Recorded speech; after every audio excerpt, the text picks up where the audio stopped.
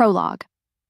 The autumn wind carried the scent of blood and betrayal through the towering pines of Shadow Moon territory. Marcus Blackthorn stood at the edge of the cliff, where his world had shattered 5 years ago, his dark eyes reflecting the cold moonlight above. The place where Evangeline had died still haunted him, her final scream echoing in his memory like a curse that refused to be broken. "You should have protected her better, brother." Vincent's voice drifted from the shadows like poison on the wind. Marcus didn't turn around. He'd been expecting this moment, feeling his younger brother's presence lurking at the edges of his territory for weeks now. The prodigal son had finally come home.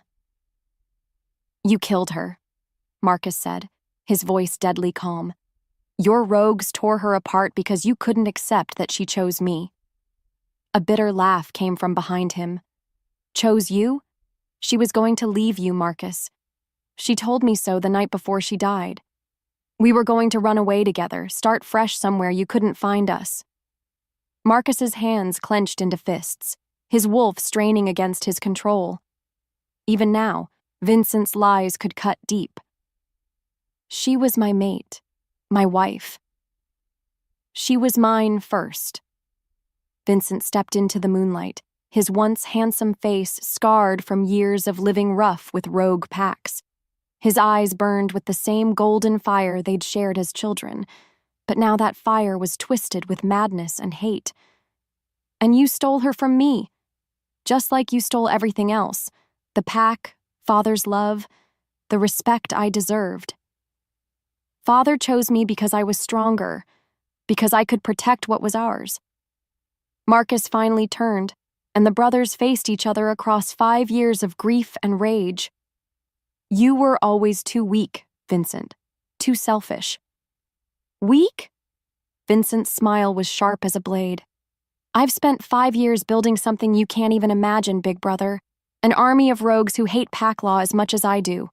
Wolves who've been cast out, forgotten, abandoned by alphas like you." His voice dropped to a whisper.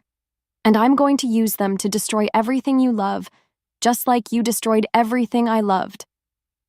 Marcus felt his wolf surge forward, alpha power radiating from every pore. "There's nothing left for you to destroy, Vincent. Evangeline is dead. I have nothing else to lose." Vincent's laugh was like breaking glass. "Oh, but you will, Marcus, you will." He began backing toward the tree line, his form already starting to shimmer with the promise of his shift.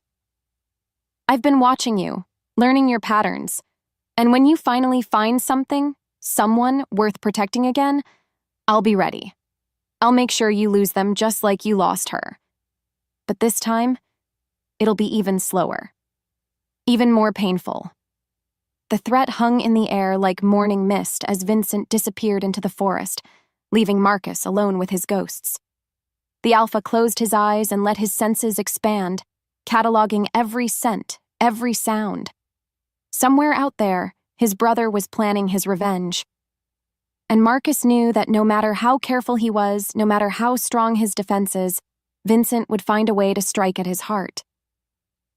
What Marcus didn't know was that destiny was already weaving its threads around a kindergarten teacher named Luna Hartwell, whose father's desperate gamble would soon place her directly in the crosshairs of a war that had been brewing for 5 long years. The moon watched silently as Marcus made his way back to the pack house, carrying the weight of the past and the shadow of future heartbreak. Behind him, Vincent's howl echoed through the night, a promise of vengeance that would soon change everything. Welcome to another werewolf audiobook written by Celine Faxi for entertainment only. If you are hooked and ready to see how Luna Hartwell journey is, say yes in the comment and include where you're listening from. Chapter 1. The Debt Collectors. Luna Hartwell pulled into her parents' driveway just as the black SUV was leaving, its tinted windows revealing nothing of the occupants inside. But she could see her father standing in the doorway of their modest 2-story home, his shoulders slumped in defeat, and she knew immediately that something terrible had happened. "Dad?" She hurried up the front steps, her teacher's bag bouncing against her hip. "Who was that? What's going on?" David Hartwell looked older than his 58 years, his weathered face creased with worry lines that seemed to have deepened overnight. His construction-calloused hands shook slightly as he gestured for her to come inside. "Luna, honey, we need to talk." The living room felt too small suddenly, the familiar space where she'd grown up feeling cramped and suffocating. Her mother, Sarah, sat on the edge of the couch, tissues wadded in her hands, her eyes red from crying. Her younger brother, Jake, looked up from his homework at the kitchen table, his 16-year-old face tight with concern. "Someone better start explaining," Luna said, setting down her bag and crossing her arms.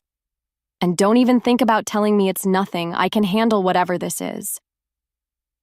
Her father sank into his favorite armchair, the one with the worn patches on the arms where he'd rested his elbows during countless Sunday football games. "You remember when the business was struggling a couple years back, when we almost lost the house?" Luna nodded. Her father's construction company had been hit hard when the economy took a downturn. Several major projects had fallen through, leaving him scrambling to pay his workers and keep food on the table. "I took out a loan," he continued, his voice barely above a whisper, "from some people I shouldn't have gotten involved with. The Shadow Moon Pack. They call themselves a business investment group, but—" He trailed off, running a hand through his graying hair. "But they're loan sharks," Luna finished, her heart sinking. "Dad, how much?" 2.8 million. The number fell like a stone into the quiet room. "With interest and penalties, it's grown to 4 million now. And they want it paid in full within the month, or—" He looked at his wife, his son, his daughter. "Or they'll take collateral." Luna felt the blood drain from her face. "What kind of collateral?" Sarah spoke up, her voice thick with tears. "The house, the business, everything we own. They'll take it all, and we'll still owe them money." "There has to be something we can do," Luna said, her mind racing. "I have some savings, and we could take out another loan, maybe refinance." "Luna." Her father's voice was gentle but firm. "I've tried everything. These people, they're not like regular banks. They don't negotiate. They don't work with payment plans. When they want their money, they get it." Jake looked up from his textbooks, his young face pale. "What about college? My scholarship covers tuition, but—" "You'll still go to college," Luna said fiercely. "All of us are going to figure this out together. There has to be a solution." Her father was quiet for a long moment, then pulled a business card from his shirt pocket. The cardstock was expensive, cream-colored with embossed lettering that caught the lamplight. "There might be one option," he said slowly. "The man who came today, Marcus Blackthorne, he's the head of the Shadow Moon Pack. He made an unusual offer." Luna took the card, studying the elegant script. Marcus Blackthorne, Alpha, Shadow Moon Enterprises. Something about the name sent a shiver down her spine, though she couldn't say why. "What kind of offer?" "A contract marriage." The words came out in a rush, like he needed to get them out before he lost his nerve. 1 year. You marry him, and he'll forgive the entire debt.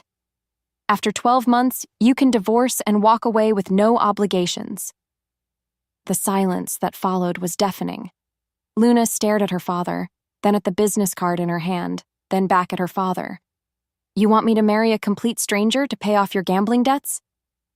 "It wasn't gambling," her father protested weakly. "It was a business investment. The projects that failed, there was sabotage involved. Equipment vandalized, materials stolen. I think someone wanted me to fail." "Dad, listen to yourself.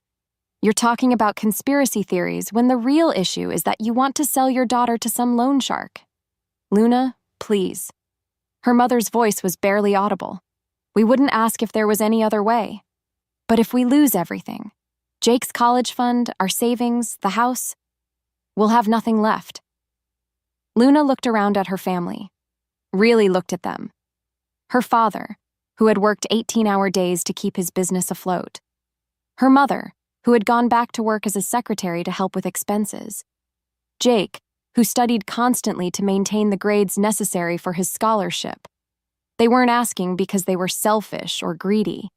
They were asking because they were desperate. "Tell me about him," she said finally. "This Marcus Blackthorn." Her father seemed to relax slightly, though his face remained grim. "He's young for someone in his position, maybe early 30s. Inherited the family business when his father died. He's intimidating. Doesn't smile much. But he was respectful, and he gave his word that you'd be treated well." "And after a year, I just walk away? No strings attached?" "That's what he promised." Luna closed her eyes and tried to imagine herself married to a stranger, living in his house, pretending to be his wife. The thought terrified her. But the alternative, watching her family lose everything they'd worked for, terrified her more. "I need to meet him first," she said, opening her eyes. "Before I agree to anything, I want to look this man in the eye and hear the terms directly from him." Her father nodded eagerly. "He said you could call any time, that he'd be expecting to hear from you."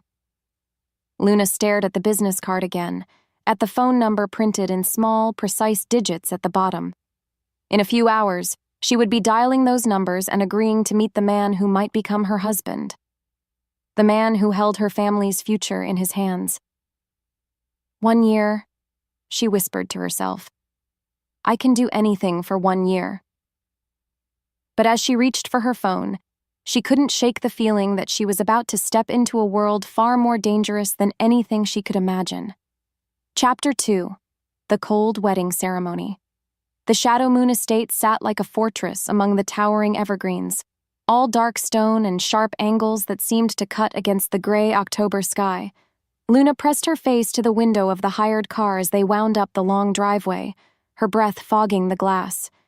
Even in daylight, the place felt ominous, as if shadows clung to its walls regardless of the sun's position.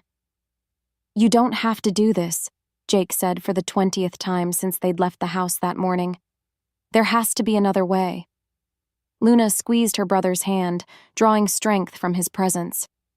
Her parents sat in the front seat, her mother clutching a small bouquet of grocery store flowers, the only wedding detail she'd insisted on. The simple white dress Luna wore had belonged to her mother, altered hastily to fit Luna's smaller frame. "Yes, I do," Luna replied softly. "And it's going to be fine. It's just a business arrangement. 12 months, and then we're all free." But as the car pulled up to the imposing front entrance, Luna felt anything but confident. Double doors made of dark wood stood open, revealing a glimpse of marble floors and crystal chandeliers. A small group of people waited on the steps. Witnesses, she assumed, though she recognized none of them. Marcus Blackthorn stood apart from the others, dressed in a charcoal suit that emphasized his tall, lean frame. Even from a distance, Luna could feel the intensity of his presence. When their eyes met through the car window, she felt a jolt of something she couldn't name. Fear, attraction, recognition. His face was classically handsome but cold, as if carved from the same stone as his house. The car stopped, and Luna took a deep breath. "Showtime," she murmured. Marcus approached as she stepped out, his movements fluid and controlled. Up close, he was even more intimidating. Easily 6'3", with dark hair swept back from a face that could have graced magazine covers if not for the hardness in his steel-gray eyes. "Miss Hartwell," he said, his voice a low rumble that seemed to vibrate in her chest. "Thank you for coming." "Luna," she corrected, extending her hand. "And I keep my word." His handshake was firm but brief, his skin surprisingly warm. "As do I. Are you ready to proceed?" No pleasantries, no attempt to ease her nerves. Just straight to business. Luna supposed she should appreciate his honesty, but part of her had hoped for at least a pretense of civility. "Lead the way," she said. The ceremony took place in what Marcus called the Great Room, though Luna thought great was an understatement. The space could have hosted a small convention, with soaring ceilings, massive fireplaces on opposite walls, and windows that offered panoramic views of the surrounding forest.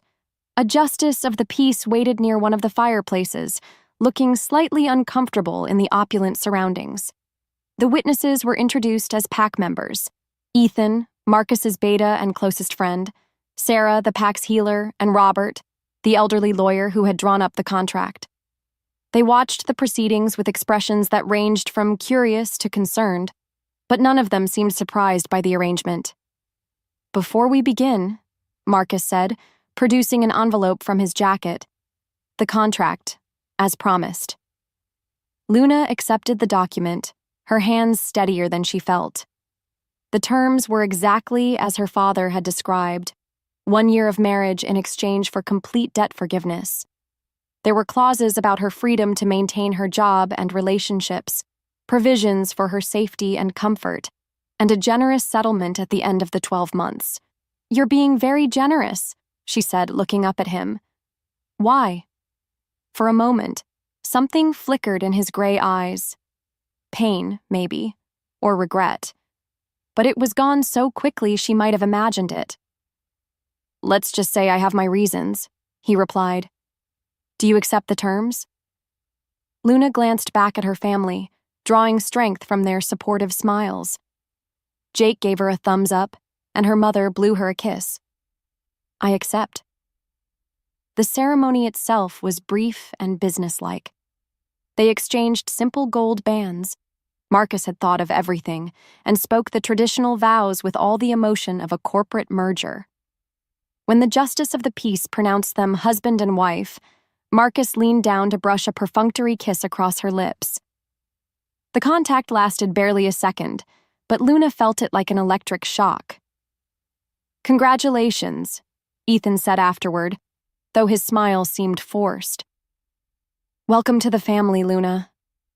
The others offered similar sentiments, but Luna noticed how carefully they watched Marcus, as if gauging his mood. There was an undercurrent of tension in the room that she didn't understand, a sense of secrets hovering just beyond her perception. Her family was invited to stay for dinner, but her parents declined, citing the long drive home. Luna walked them to their car, trying to ignore how final it felt. "You call us every day," her mother said, hugging her tightly. "And if anything at all feels wrong, you come home immediately. Do you understand?" "I understand, Mom, but I'll be fine." Jake hugged her next, whispering in her ear, "He seems decent enough, but I don't trust him. Keep your guard up, okay?" "Always do," Luna whispered back. She stood on the steps long after their car disappeared around the bend, watching the shadows lengthen between the trees. Behind her, the great house loomed like a sleeping giant, and somewhere inside, her new husband waited. When she finally turned to go back inside, Marcus was standing in the doorway, his expression unreadable. "Having second thoughts?" he asked. "Too late for that now," Luna replied, lifting her chin. "We're married, Mr. Blackthorne. For better or worse." Something that might have been approval flickered across his features. "Indeed we are, Mrs. Blackthorne. Indeed we are." As she followed him back into the house, Luna caught a glimpse of movement in the tree line, a figure watching from the shadows before melting back into the forest. She blinked, and when she looked again, nothing was there. But the feeling of being watched remained, sending chills down her spine as the great doors closed behind her with the finality of a prison gate. Chapter 3. First Full Moon. 3 weeks into her marriage, Luna had settled into an odd routine. She drove to the elementary school each morning, taught her kindergarten class, and returned each evening to a house that felt more like a museum than a home. Marcus was polite but distant, their interactions limited to brief conversations over dinner and careful nods in the hallways. It might have been the loneliest time of her life, if not for the pack members who seemed to adopt her despite Marcus's aloofness. Ethan, Marcus's second-in-command, had a dry sense of humor that reminded her of Jake. Sarah, the pack healer, was a motherly woman in her 50s who fussed over Luna's eating habits and insisted on teaching her about medicinal herbs. Even Robert, the elderly lawyer, would stop by occasionally to share stories about the pack's history. What Luna didn't understand was why they all seemed so nervous as the full moon approached. "It's nothing to worry about," Sarah assured her over tea in the kitchen. "Pack gatherings can be intense for outsiders. Maybe you should stay in your room that night, dear. Get some rest." Gatherings? Luna asked. What kind of gatherings?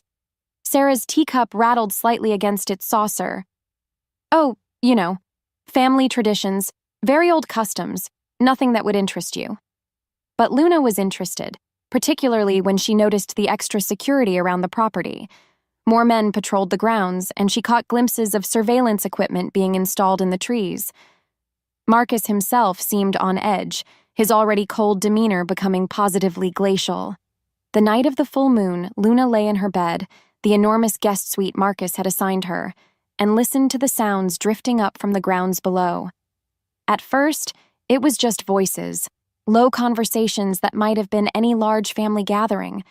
But as the moon rose higher, the voices changed. They became howls. Luna sat up in bed, her heart hammering. Through her window, she could see figures moving in the moonlight, but they didn't look entirely human. Their movements were too fluid, too predatory. And those sounds. She crept to her window and peered through the curtains. What she saw below defied everything she thought she knew about the world. Wolves. Enormous wolves, easily twice the size of any she'd seen in nature documentaries. They moved through the grounds in obvious coordination, some playing, others patrolling, all of them radiating an intelligence that made her skin crawl. And standing among them, partially hidden by shadows, was a wolf larger than all the others, black as midnight with eyes that gleamed silver in the moonlight. Even without being able to see his face, Luna knew it was Marcus. Her husband was a werewolf. The revelation hit her like a physical blow, sending her stumbling backward from the window. Everything suddenly made sense. The odd behavior of the pack members, the secretive conversations that stopped when she entered rooms, the way Marcus seemed to move with inhuman grace and strength. She'd married into a family of monsters. Luna's first instinct was to run. Her car keys were downstairs, and Marcus had told her she was free to leave whenever she wanted. She could be packed and gone within an hour, driving through the night to put as much distance as possible between herself and this place. But as she reached for her suitcase, she heard something that stopped her cold, howling but different from the pack's calls. These howls were coming from the forest beyond the estate, and they carried a note of menace that made every instinct scream danger. The pack wolves below responded immediately, their playful gathering transforming into a defensive formation. Luna watched in fascination and terror as they spread out along the property line, hackles raised, teeth bared toward the unknown threat in the trees. A figure emerged from the shadows, another massive wolf, but this one was different. Where Marcus's wolf form radiated controlled power, this newcomer moved with barely contained rage. Its coat was mottled gray and black, and even from her third-floor window, Luna could see the scars crisscrossing its hide. The two wolves, Marcus and the stranger, faced each other across the manicured lawn.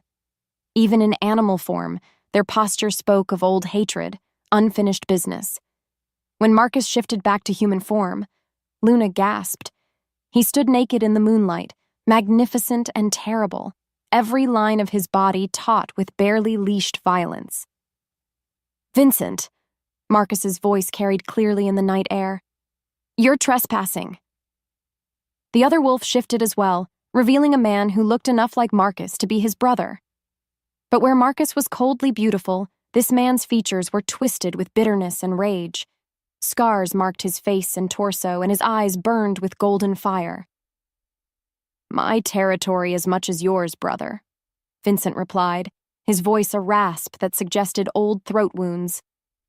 "I came to see your new pet." Luna's blood turned to ice. They were talking about her.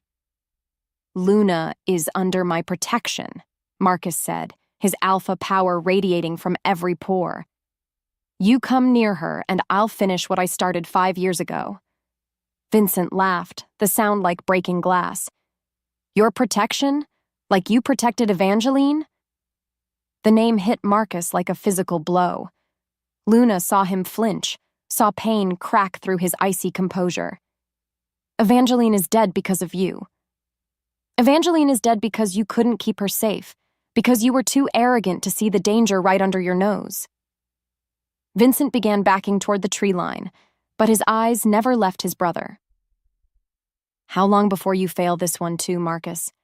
How long before your coldness drives her away, right into the arms of someone who'll actually appreciate her? Stay away from her, Vincent. I'm warning you. Or what? You'll ban me from the pack again? You'll hunt me down with your loyal dogs? Vincent was almost to the shadows now, his form beginning to blur. I've spent 5 years planning my revenge, brother. 5 years building something you can't imagine. And when I'm ready, I'm going to take everything from you just like you took everything from me. He shifted back into wolf form and melted into the forest, leaving Marcus standing alone on the moonlit lawn. The alpha's shoulders sagged with exhaustion and grief, and for a moment he looked almost vulnerable. Then he looked up, directly at Luna's window. Their eyes met across the distance, and Luna felt exposed, caught in the act of witnessing something she was never supposed to see. Marcus's expression was unreadable, but she could feel his focus on her like a physical weight. She stepped back from the window, her mind reeling. Her husband was a werewolf. His brother was apparently some kind of enemy who wanted to hurt her to get to Marcus, and she was trapped in the middle of a war she didn't understand. But as she sank onto her bed, Luna realized something else. Despite the danger, despite the lies, despite everything she'd just learned, she wasn't afraid of Marcus. Terrified of his world? Yes. Angry about the deception? Absolutely. But the man himself? The way he'd stood between her and Vincent, the protective edge in his voice when he'd spoken her name. Marcus might be cold, but he wasn't cruel. And if Vincent was the alternative? Luna pulled her suitcase back into the closet and made her choice. She wasn't running. Not yet. But she was definitely going to demand some answers in the morning. Chapter 4, Protective Walls. Luna barely slept that night. Every sound outside made her jump. Wind in the trees, owls calling, the distant howl of what might have been wild wolves, or might have been something else entirely. When dawn finally broke through her curtains, she was already dressed and ready for the confrontation she knew had to come. She found Marcus in his office, a masculine space of dark leather and mahogany that overlooked the grounds where last night's supernatural drama had unfolded. He sat behind his desk reading what appeared to be business reports, looking perfectly human in his crisp white shirt and dark slacks. If she hadn't seen him transform with her own eyes, she might have convinced herself it had all been a dream. "Good morning," he said without looking up from his papers. "Sleep well?" The casual greeting, after everything she'd witnessed, sparked her temper. Just don't pretend nothing happened." Marcus finally raised his head, those steel-gray eyes studying her with an intensity that made her want to squirm. "What do you think happened, Luna?" "I saw you." She stepped into the room, closing the door behind her. "Last night, in the moonlight, I saw what you really are." He was quiet for a long moment, then set aside his papers and leaned back in his chair. "And what am I, exactly?" "You're a werewolf." The words felt strange on her tongue, like speaking a foreign language. "You and everyone else here, that's what the pack is, isn't it? Not just a business organization, but an actual pack of wolves." "Yes." The simple acknowledgement hit her harder than denials or explanations would have. "That's it? Just yes? You're not going to try to convince me I was hallucinating or make up some story about elaborate costumes? Would you believe me if I did?"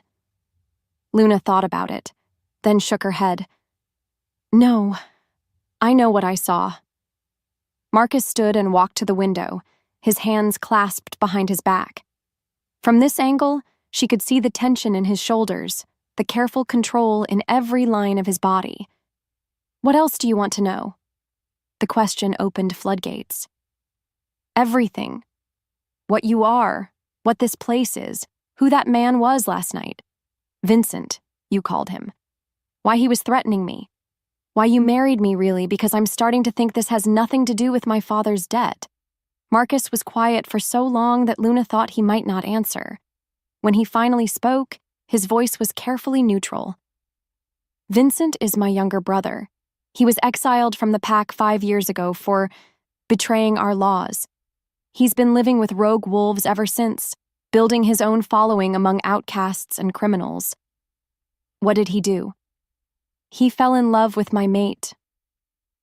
The words came out flat and emotionless, but Luna could hear the pain underneath.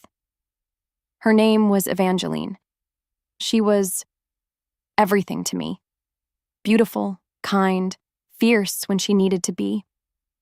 Vincent became obsessed with her after I claimed her as my wife. Luna felt a stab of something that might have been jealousy, which was ridiculous. She had no claim on Marcus beyond their business arrangement. What happened to her? Vincent convinced her to meet him in secret. He filled her head with lies about how I was too controlling, too cold, how he could love her better than I ever could. Marcus's reflection in the window looked haunted. The night she was going to leave me, Vincent brought rogue wolves onto our territory. They attacked during the confrontation. Evangeline was caught in the middle and he stopped, his jaw clenching. She was killed, Luna finished softly. Yes, and Vincent blamed me for not protecting her, even though his actions put her in danger in the first place. I exiled him rather than executing him, a mercy I've regretted ever since. The pieces were starting to fit together, forming a picture that made Luna's blood run cold. He's going to try to hurt me to get back at you. Yes. Marcus turned from the window, and the pain in his eyes was stark and real. That's why I married you, Luna.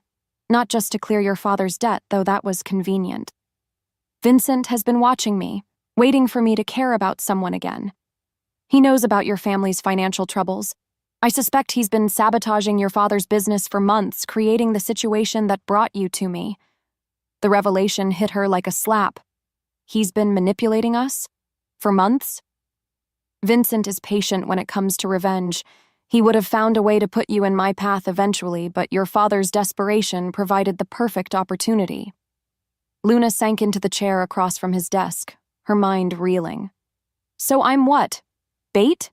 A target painted on my back to draw out your psychotic brother? You're under my protection, Marcus said firmly. Vincent won't be able to hurt you as long as you're here. But I can't stay here forever. I have a job, a life outside these walls. You can and you will until Vincent is dealt with. The commanding tone ignited Luna's temper. She shot to her feet, anger overriding fear. Excuse me? You don't get to make decisions about my life just because we have some piece of paper that says we're married. Marcus moved with inhuman speed, suddenly standing directly in front of her, close enough that she could feel the heat radiating from his body. Vincent killed the last woman I cared about, he said, his voice deadly quiet. I won't let him do the same to you. The last woman you cared about? Luna challenged, tipping her chin up to meet his intense gaze. I'm just a business arrangement, remember? A contract marriage to clear a debt. You don't care about me. Something flickered in Marcus's eyes. Surprise, maybe, or recognition. For a moment, the careful mask slipped, and Luna saw the man underneath the alpha facade. Lonely, haunted, desperately trying to protect what little he had left. No, he said finally. I suppose I don't. But the way he looked at her said otherwise.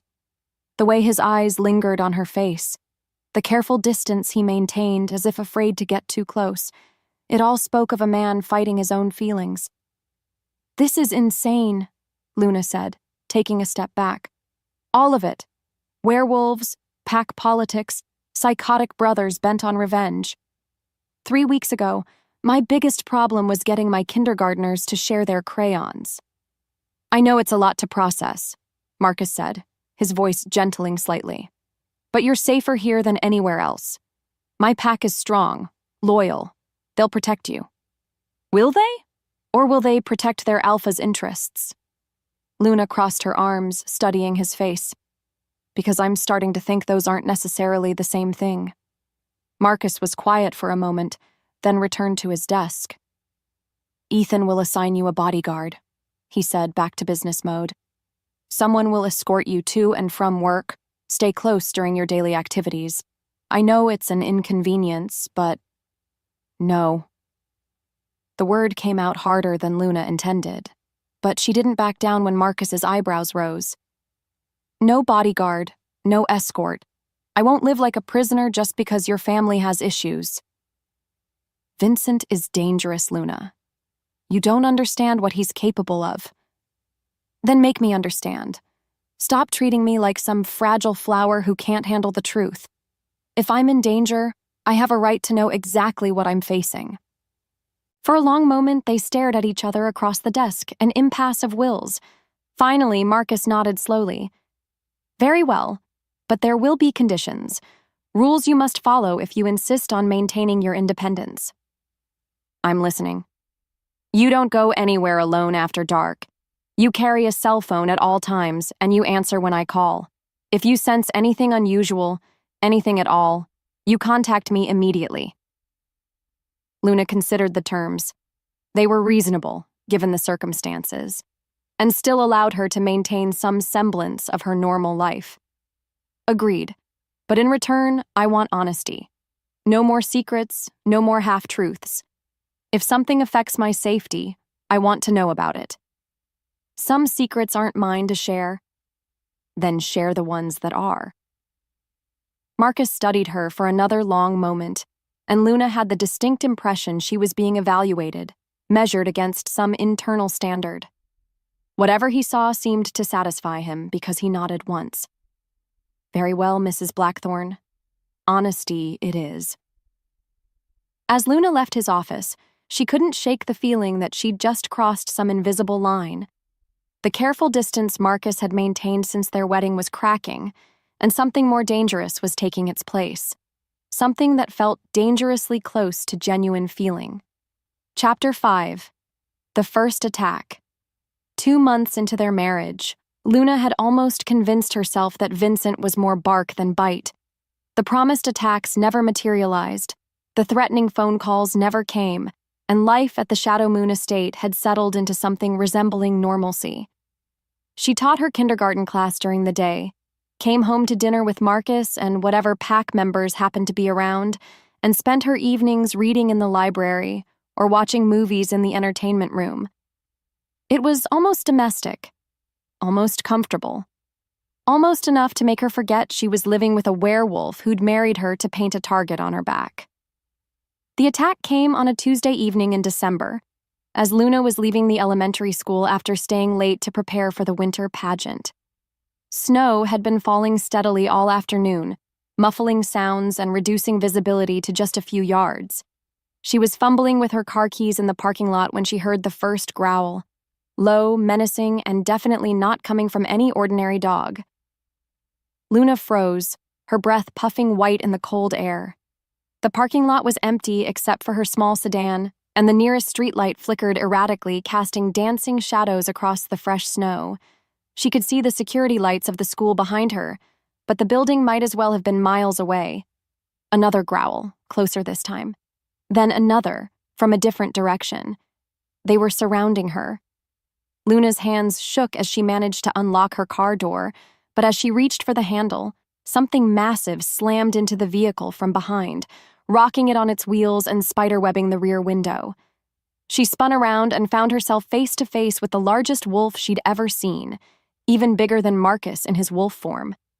This creature was all scars and rage, its mottled gray coat matted with snow and old blood, golden eyes fixed on her with an intelligence that was purely, terrifyingly human. Vincent.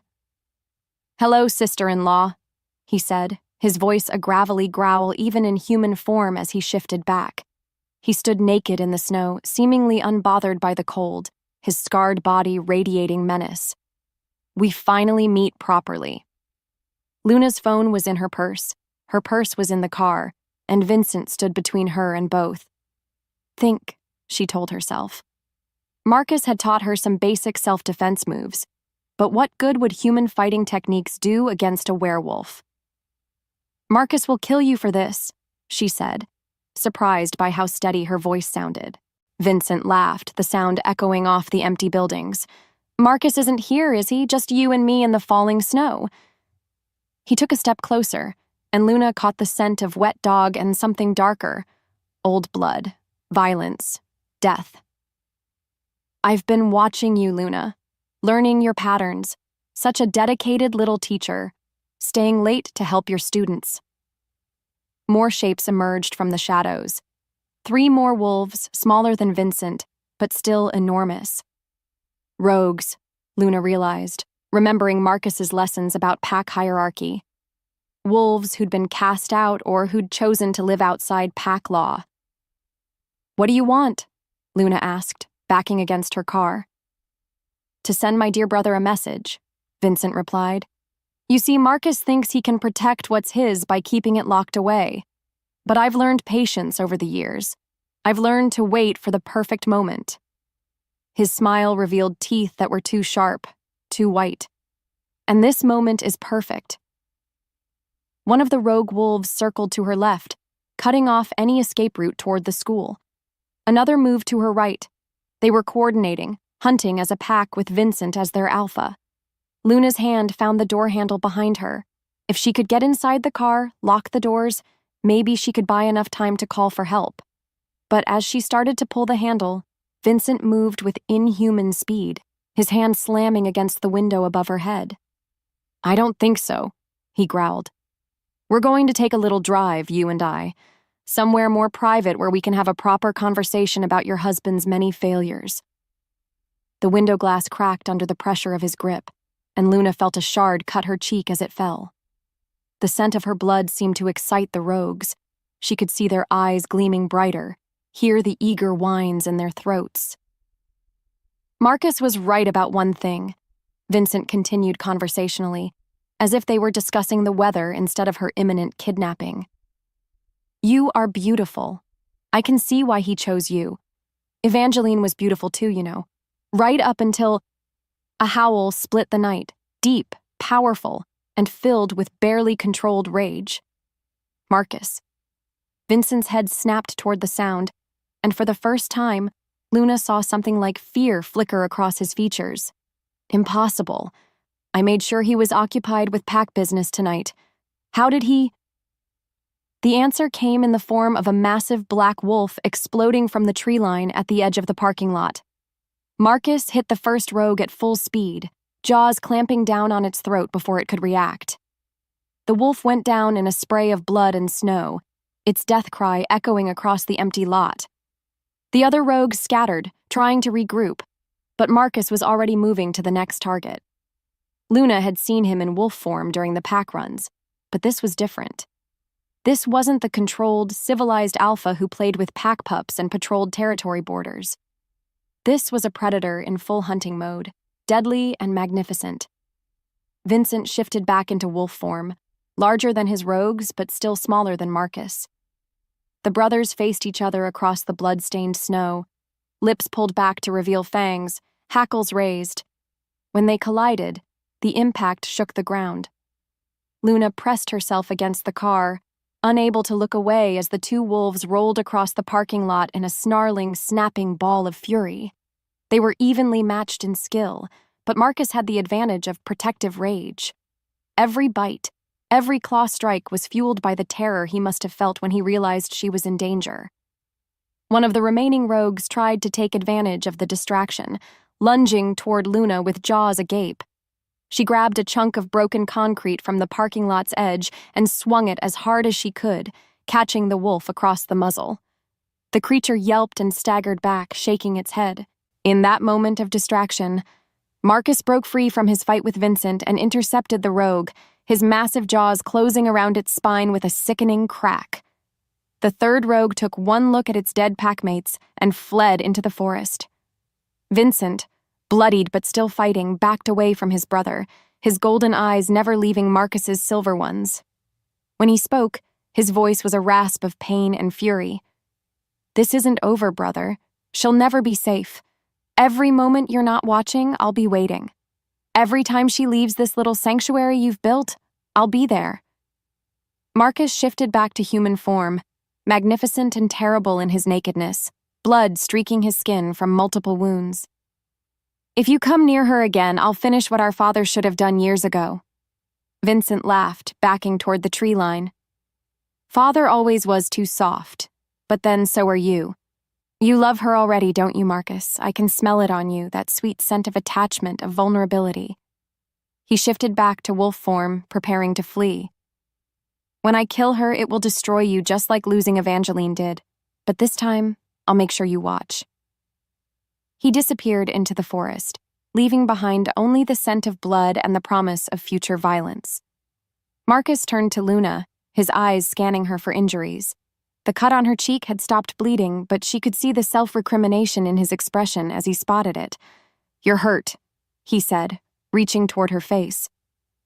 Luna caught his hand before it could touch her cheek, suddenly aware that she was holding hands with a naked, blood-covered werewolf in an elementary school parking lot. "I'm fine, it's just a scratch. I should have been here sooner. I should have—" "How did you know?" Luna interrupted. "Vincent said he made sure you were occupied." Marcus's expression darkened. "He did. A fake emergency at the lumber mill, designed to draw me away. But I felt your fear through the mate bond." The words hung in the air between them like a confession neither was ready to acknowledge. Mate bond. Luna had heard the pack members mention it in hushed tones, but she'd never asked what it meant. "What mate bond?" she asked quietly. Marcus realized what he'd revealed and tried to step back, but Luna tightened her grip on his hand. "What mate bond, Marcus?" He was quiet for a long moment, then sighed. "Sometimes, when a werewolf forms a deep emotional connection with someone, a psychic link develops. It allows us to sense each other's strong emotions across distances. And you have this bond with me?" "Apparently." Luna studied his face, seeing the walls he was trying to rebuild even as she watched. "When did it form?" "I don't know. These things develop gradually, usually without the participants realizing it at first." But Luna thought she knew. She thought about the night she'd watched him transform, the moment their eyes had met across the moonlit grounds. She thought about the growing tension between them, the way her heart raced when he entered a room, the dreams that had been becoming increasingly vivid and troubling. "We should go," Marcus said, gently pulling his hand free. "The police will be here soon. Someone must have heard the fighting, and you're in shock." Luna looked around the parking lot, at the dead wolves that were already shifting back to human form, at the blood in the snow, at her damaged car. Normal life seemed like something from another planet. "What happens now?" she asked.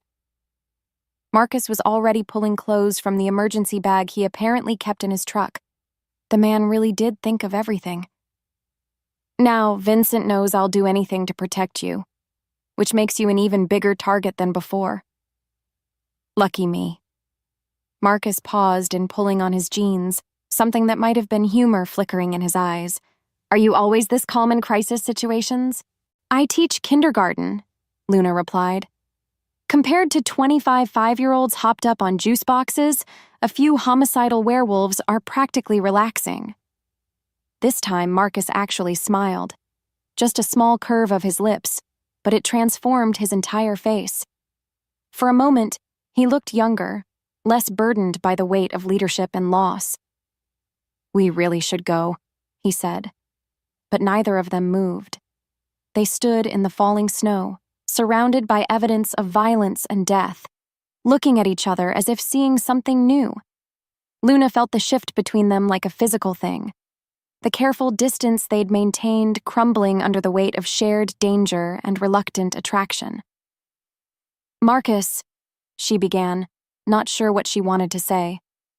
"I know," he replied softly. "I feel it too." In the distance, sirens began to wail. The human world was coming to investigate the inhuman violence, and they needed to be gone before it arrived. But as Marcus helped her into his truck and they drove away from the scene, Luna couldn't shake the feeling that something fundamental had changed between them. The contract marriage was becoming something else, something neither of them had planned for, something that Vincent would use to destroy them both. Chapter 6. Breaking Down Walls. The pack house felt different when they returned, charged with an energy that had nothing to do with the emergency sirens fading behind them. Ethan was waiting in the great room with Sarah and several other pack members, their faces tense with concern. "Everyone's accounted for," Ethan reported immediately. "Vincent hit the lumber mill like you suspected, set a fire to draw our security forces away, but the damage was minimal, just a distraction." Marcus nodded grimly as he guided Luna toward the fireplace, his hand warm and steady on her back. She was starting to shake now that the adrenaline was wearing off, the reality of what had happened hitting her in waves. "Double the patrols," Marcus ordered, "and I want eyes on Luna at all times when she's not in this house."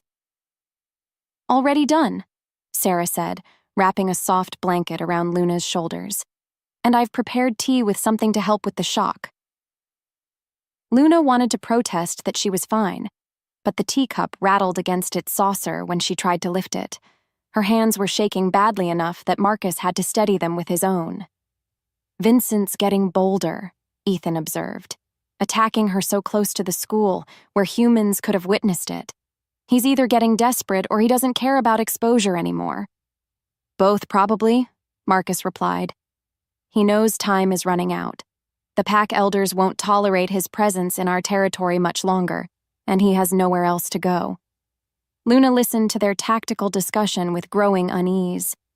They were talking about her like she was a chess piece in some larger game, a valuable asset to be protected, rather than a person with her own agency. "Stop," she said finally, setting down the teacup with enough force to slosh tea onto the table. "Just stop talking about me like I'm not here." The room fell quiet, all eyes turning to her. Marcus's expression was unreadable, but she could feel his tension through whatever bond existed between them. "I'm not some helpless damsel who needs to be locked away for her own good," Luna continued, standing despite the weakness in her legs.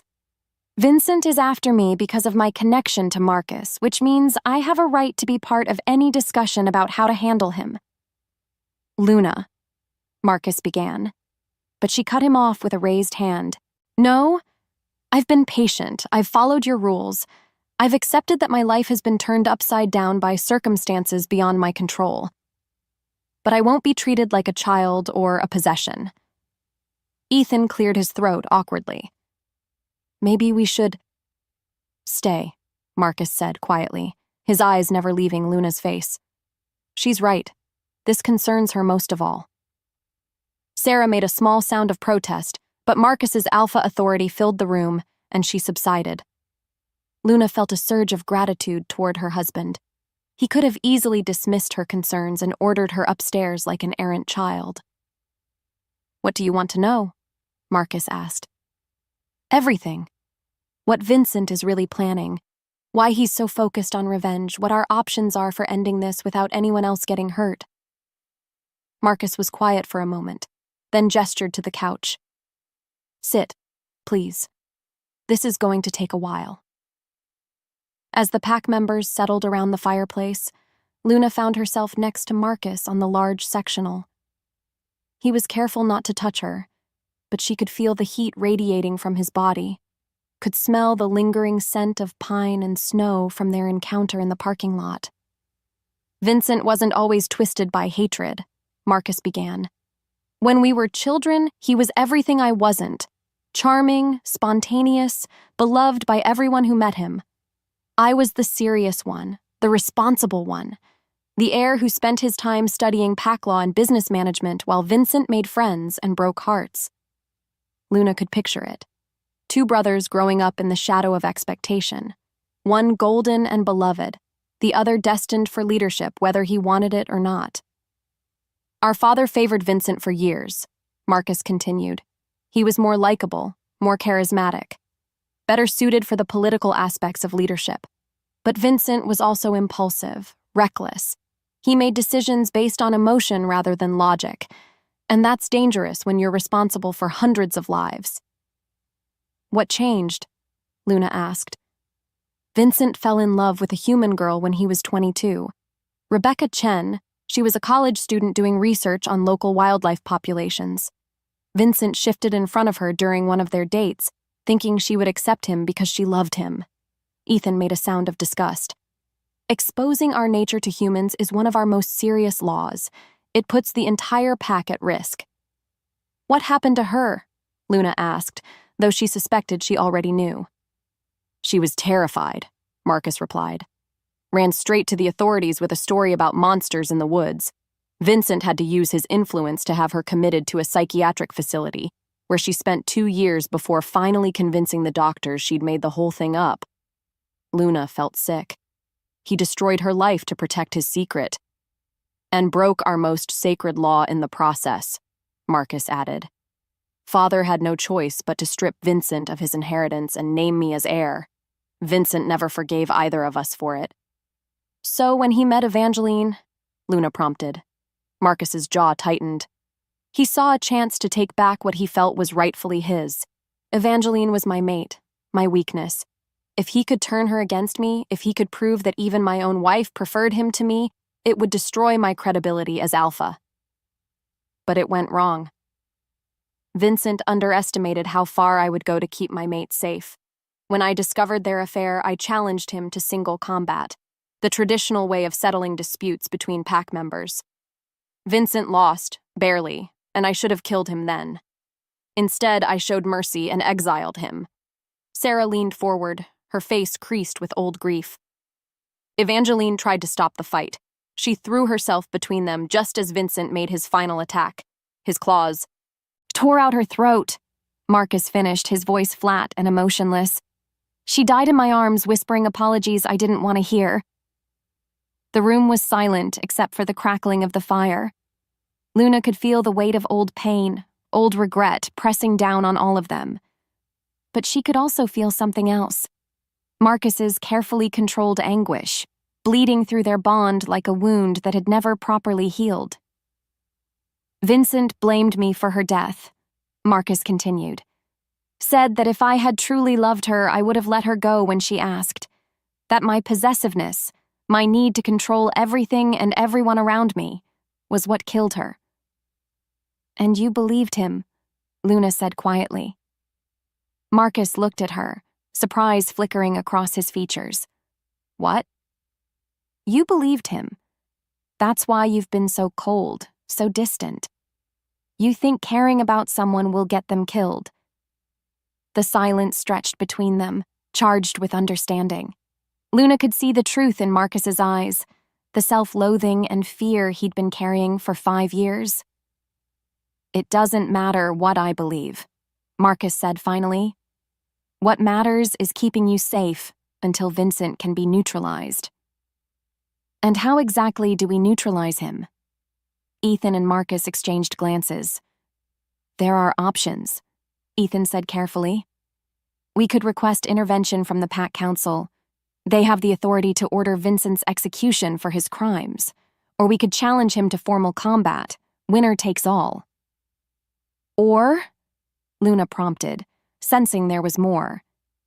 Or we could try to negotiate, Marcus said reluctantly. Find out what he really wants and see if there's a way to give it to him without compromising Pack safety. Luna studied his face, reading the emotions he was trying to hide. But you don't think negotiation will work? Vincent is beyond reasoning with. He's had 5 years to nurse his grievances, 5 years to convince himself that everything wrong in his life is my fault. He won't stop until he's taken everything from me, or until one of us is dead. The stark finality of the statement hung in the air. Luna felt a chill that had nothing to do with the winter weather outside. So what happens to me in the meantime? She asked. Do I just hide in this house for the rest of our contract marriage, waiting for you to decide my fate? Marcus turned to face her fully, his gray eyes intense. What do you want to happen, Luna? It was a loaded question, and they both knew it. What she wanted was complicated, dangerous, and had very little to do with the business arrangement that had brought them together. I want to stop feeling like a victim, she said finally. I want to understand this world I've been dragged into. And I want to help end this, not just be protected from it. Marcus was quiet for a long moment. What you're asking for is dangerous. Vincent won't hesitate to kill you if he gets the chance. He's going to try anyway, whether I'm hiding or fighting back. At least this way I have some control over the outcome. She has a point, Ethan said reluctantly. And we could use someone Vincent doesn't expect to be a threat. Someone who could get close to him when pack members couldn't. Absolutely not, Marcus said sharply. I won't use Luna as bait. It's not your decision to make, Luna replied. It's mine. This is my life, my choice. Their eyes met and held, and Luna felt the crackle of electricity that had been building between them for weeks. Marcus wanted to protect her. She could feel it through their bond. But he also respected her strength, her refusal to be cowed by circumstances beyond her control. We'll discuss it, he said finally. All options are on the table. As the pack members began to disperse, returning to their homes or patrol duties, Luna remained on the couch. She was exhausted, drained by the night's events and the emotional revelations that had followed. Marcus stayed as well, poking at the fire with an iron poker, his movements restless. Thank you, Luna said quietly. For what? For treating me like an equal, for not just ordering me upstairs like a child. Marcus set down the poker and turned to face her. You're not a child, Luna, you're... He trailed off, seeming to search for the right words. I'm what? You're stronger than I expected, braver. When I saw Vincent's hands on you tonight, when I realized how close I came to losing you. His voice roughened with emotion. Luna felt her heart skip a beat.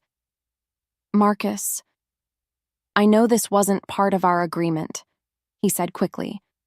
I know you didn't sign up for any of this, but what I feel for you, what's growing between us, it's real.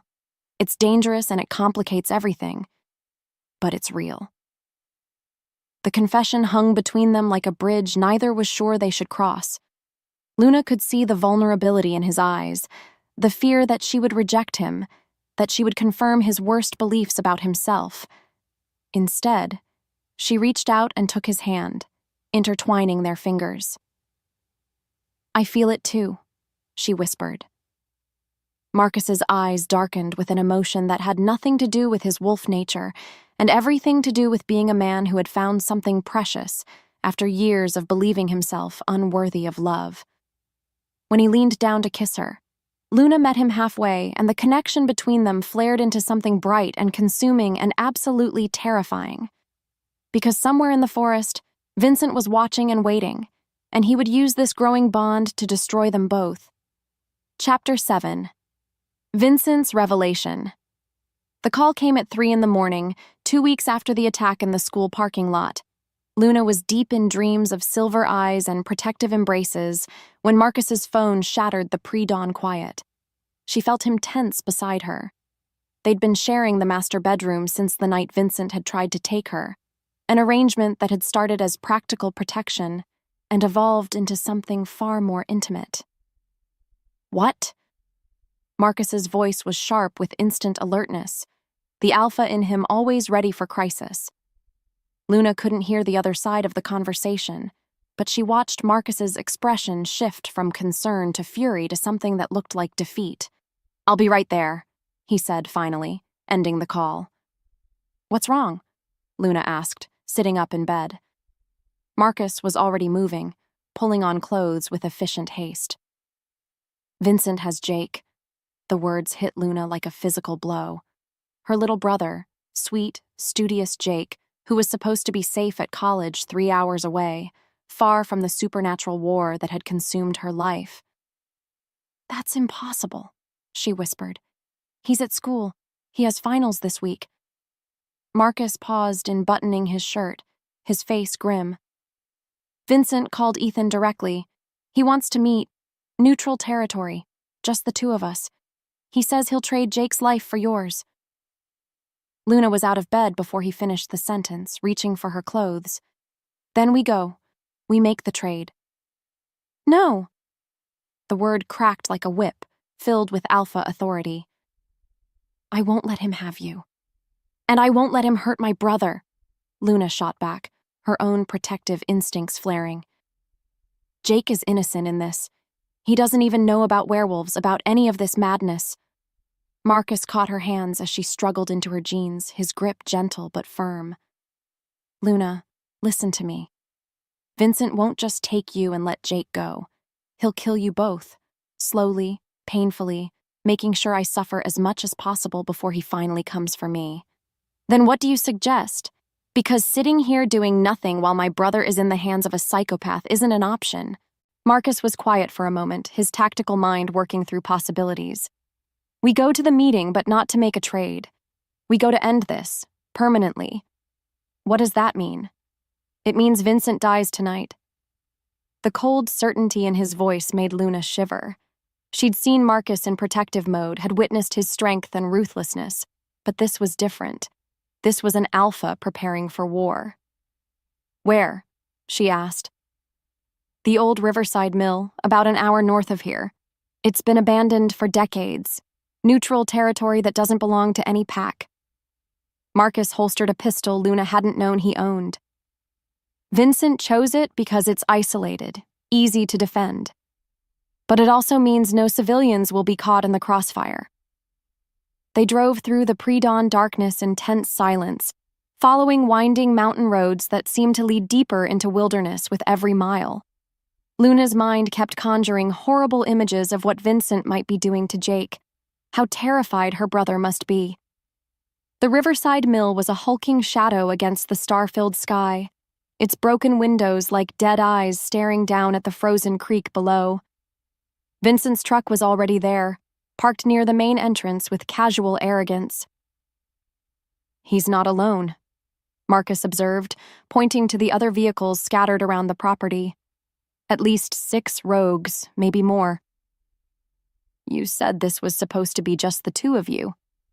Vincent lies. Marcus turned to face her, his hands cupping her face with surprising gentleness. Whatever happens in there, whatever you see or hear, remember that I love you. That has to be enough to get us through this. The words should have filled her with joy, the first time he'd said them out loud, the confirmation of what had been growing between them for weeks. Instead, they felt like a goodbye. Marcus, stay close to me. Don't trust anything Vincent says, and if I tell you to run, you run. Promise me. Luna nodded, though she had no intention of abandoning him to face his brother alone. The mill's interior was a maze of rusted machinery and rotting timber, moonlight filtering through holes in the roof to create pockets of silver and shadow. Vincent waited in the main processing room, lounging against a massive gear assembly with studied casualness. Jake sat nearby, tied to a chair, but apparently unharmed. Luna! Her brother's voice cracked with relief and terror. I'm sorry, I don't understand what's happening. These people, they said they were friends of yours, but then... It's okay, Jake, Luna called back, her heart breaking at the confusion in his voice.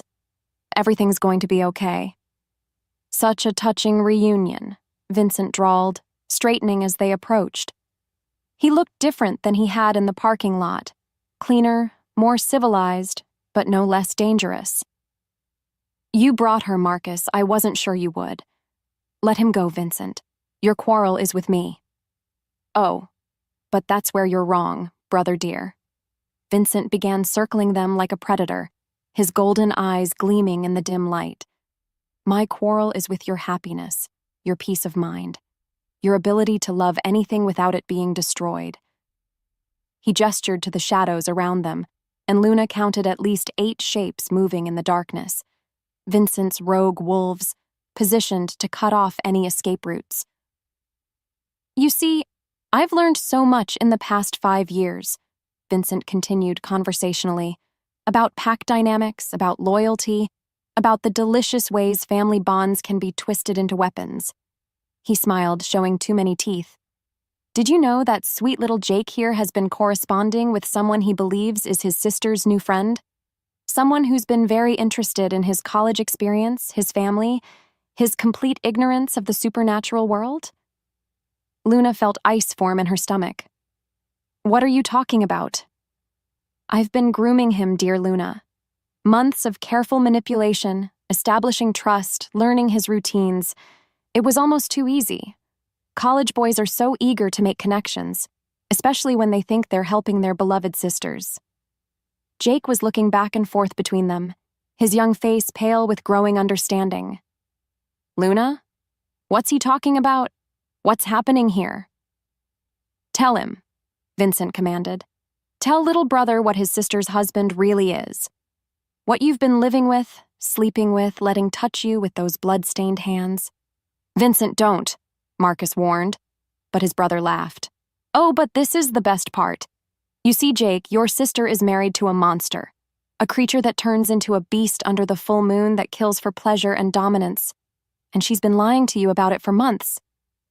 Jake's eyes went wide with disbelief, then disgust.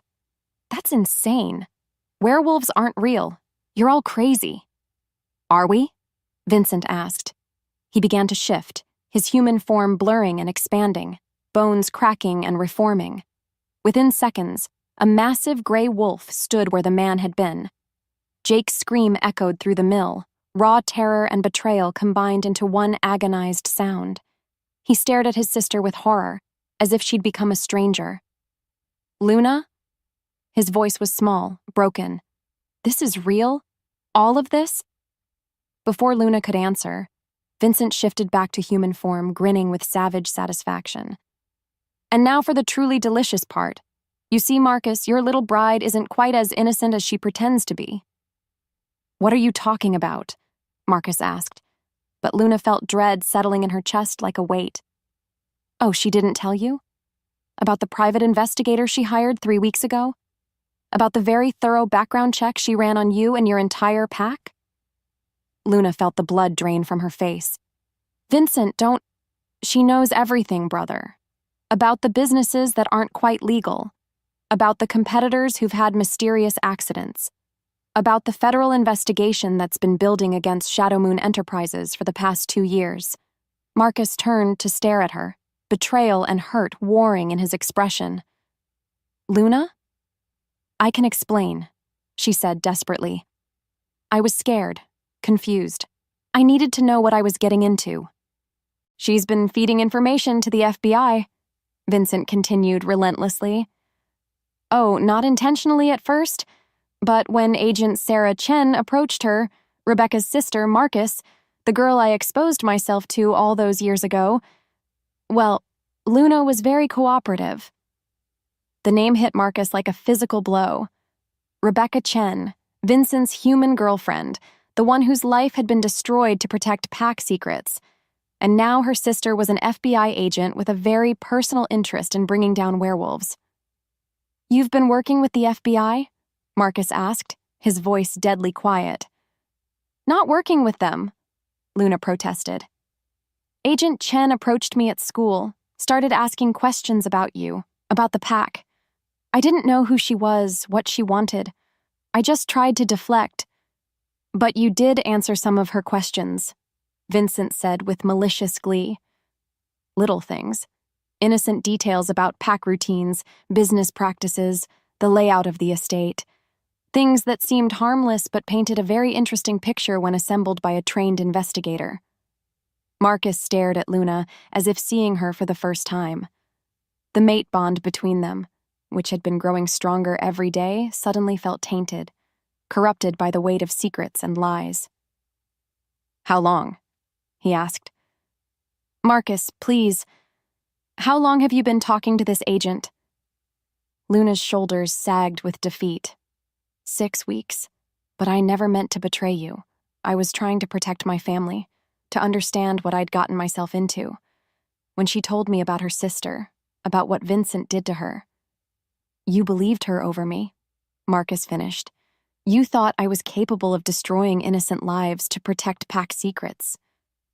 I didn't know what to think. You'd been lying to me since the day we met, keeping me in the dark about everything that mattered. When someone finally offered me answers, you took them, Vincent said with satisfaction. And in doing so, you've given the FBI everything they need to destroy my brother's pack, to arrest half the wolves in 3 states, to expose our entire world to human scrutiny. The rogues in the shadows began moving closer, sensing that the psychological torture was reaching its climax. Jake whimpered in his chair, overwhelmed by revelations that had shattered his understanding of reality. "But here's the truly beautiful part," Vincent continued. "Agent Chen isn't just building a case against Shadow Moon Enterprises, she's building a case against werewolves in general. She wants to prove we exist, to drag our kind into the light where humans can study us, experiment on us, fear us." "That's impossible," Marcus said. The government has been preparing for supernatural disclosure for decades," Vincent interrupted. "Black budget programs, containment facilities, research protocols. Rebecca's sister has been feeding them information about our kind for years, but she's never had solid proof. Until now." He pulled a small recording device from his pocket, letting it catch the moonlight. "Every conversation Luna has had with Agent Chen has been recorded. Every detail about pack life, every casual mention of supernatural abilities. And when the FBI raids your territory tomorrow night, they'll find exactly what they're looking for, because Luna has unknowingly provided them with a perfect roadmap." The betrayal hit Marcus like a physical blow. Not just Luna's deception, but the scale of it. The entire pack endangered, their way of life threatened, all because he'd been fool enough to trust his heart over his instincts. "Marcus," Luna said desperately, reaching for him. "I didn't know. I swear I didn't understand what I was doing." Marcus stepped away from her touch, his face closing off into the cold mask she remembered from their first meeting. "Didn't you? Or did you just not care about the consequences as long as you got your answers?" The words cut deep, and Luna felt their mate bond wavering, stretching under the weight of broken trust. "I love you," she whispered. "Whatever else you think, that's real." "Is it?" Marcus asked. "Or is that just another lie you've been telling yourself to justify betraying everything and everyone I've sworn to protect?" Before Luna could answer, Vincent began laughing, a sound of pure, vindictive joy. "Oh, this is perfect," he said. "Better than I could have hoped. I don't need to kill her, Marcus. I don't need to destroy her myself. You'll do it for me just like you destroyed Evangeline. Your cold, suspicious nature, your inability to trust, your absolute certainty that everyone you love will betray you. It's going to tear you apart from the inside." Marcus felt something break inside him, the careful walls he'd built around his heart crumbling under the weight of Vincent's words. Because his brother was right. Even now, even knowing that Vincent was a master manipulator who specialized in psychological warfare, Marcus couldn't stop the poisonous thoughts from taking root. How much had Luna really told Agent Chen? How many pack secrets had she casually revealed while trying to understand the world she'd married into? And if she could lie about something this fundamental, what else had she been hiding? "The raid happens tomorrow at sunset," Vincent continued, twisting the knife deeper. "Coordinated strikes on the pack house, the business offices, the homes of key pack members. They'll find weapons, financial records, evidence of our supernatural nature. And when they do, our entire world changes forever." "You're lying," Luna said, though her voice lacked conviction. Vincent smiled and pulled out a cell phone, scrolling through what appeared to be text messages. "Agent Chen has been very chatty about her timeline. She's excited about finally bringing down the criminal organization that destroyed her sister's life. She thinks she's saving the world from monsters." He tossed the phone to Marcus, who caught it automatically and began reading.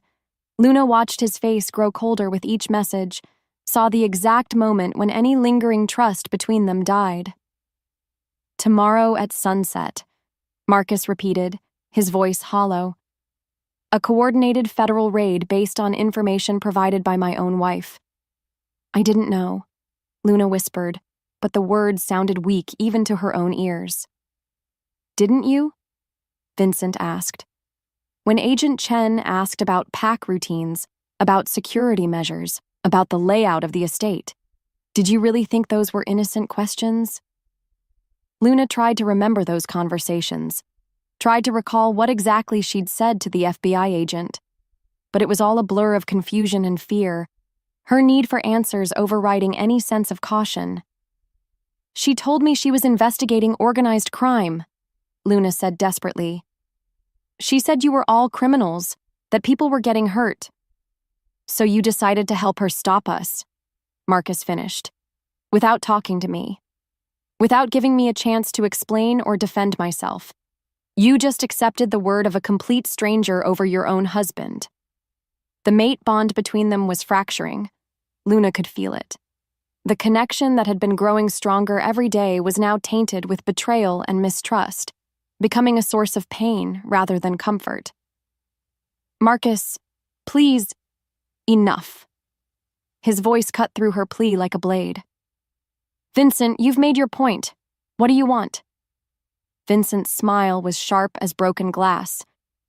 What I've always wanted, brother, to watch you lose everything that matters to you. And thanks to your lovely wife, that's going to happen whether I lift another finger or not. He gestured to his rogues, who began closing in from all sides. But I think I'll take her anyway. After all, she's proven she can't be trusted with pack secrets. Who knows what other information she might accidentally reveal? Over my dead body, Marcus snarled, his wolf rising to the surface. That can be arranged, Vincent replied, beginning his shift to wolf form. But as the brothers prepared for their final confrontation, Luna realized something that made her blood run cold. Vincent had been too prepared, too confident. He'd known exactly what buttons to push, exactly how to destroy the bond between her and Marcus. Wait, she said, her voice cutting through the tension. Vincent, how did you know about Agent Chen's timeline? About the raid tomorrow? Vincent paused mid-shift, his form wavering between human and wolf. What?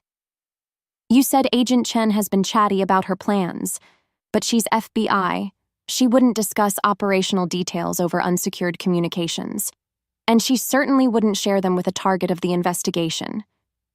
Marcus looked up from the phone, his tactical mind beginning to process what Luna was suggesting. Unless, Luna continued, pieces of the puzzle falling into place, you've been in contact with her yourself. Unless this whole thing is a setup designed to make Marcus turn against me. Vincent's human form solidified, his golden eyes blazing with fury at being caught. You don't know what you're talking about. Don't I? You said Agent Chen approached me at school, started asking questions, but I never told you where I work, Vincent, and Marcus certainly never mentioned it in front of you. The mill fell silent except for the sound of wind through broken windows. Jake stared at his sister with growing hope, while Marcus's expression shifted from betrayal to confusion. How did you know, Vincent? Luna pressed. How did you know exactly when and where to find Agent Chen? How did you know she would approach me instead of Marcus directly? Because I've been watching you for months, Vincent snapped. Learning your routines, your weaknesses. No, Luna interrupted. Because you orchestrated the whole thing. You're working with Agent Chen, aren't you? You told her about werewolves, gave her just enough information to make her investigation credible. And then you made sure she would approach me when I was most vulnerable and confused. Marcus rose slowly to his feet, pieces of his own puzzle beginning to align. The federal investigation Vincent mentioned, it's real, but it's not based on anything Luna told Agent Chen. It's based on information Vincent himself provided. You're both insane, Vincent snarled, but Luna could see the truth in his eyes. That's why you've been so confident, she continued. You don't just want to destroy Marcus emotionally, you want to destroy the entire pack structure, expose werewolves to the world, let the government round up everyone Marcus cares about, and then step in as the new alpha of whatever remains. Agent Chen thinks she's using you to get to Marcus, Marcus added, understanding dawning on his face. But you're using her to get to all of us. The raid tomorrow, it's not just about arresting criminals. It's about creating chaos, breaking pack bonds, leaving a power vacuum you can fill. Vincent's mask of civilized control finally slipped, revealing the madness beneath. So what if I am? Do you think I care about pack law, about the old ways that cast me out and left me to rot with the rogues? The world is changing, Marcus. Humans are getting suspicious, asking questions. Exposure is inevitable. But if I control how it happens, if I'm the one who guides the government's understanding of what we are, you'll be the only werewolf they trust, Luna finished. The only one they'll work with instead of experimenting on. And you'll rule over whatever's left of our kind, Marcus added grimly. Vincent began laughing again, but this time there was desperation in it. You think you've figured it out? You think understanding my plan will stop it? Agent Chen already has everything she needs. The raid happens tomorrow whether I'm here or not. Maybe, Marcus admitted, but now I know the truth about Luna's involvement, and that changes everything. He looked at his wife, really looked at her, not through the lens of betrayal and suspicion that Vincent had so carefully crafted. He saw the woman who had faced down Vincent's rogues with nothing but courage and determination, the woman who had just unraveled his brother's elaborate deception with nothing but logic and intuition, the woman he had almost thrown away because Vincent had known exactly how to exploit his deepest fears. Luna, he said softly, I'm sorry. I should have trusted you. I should have known that Vincent was manipulating us both.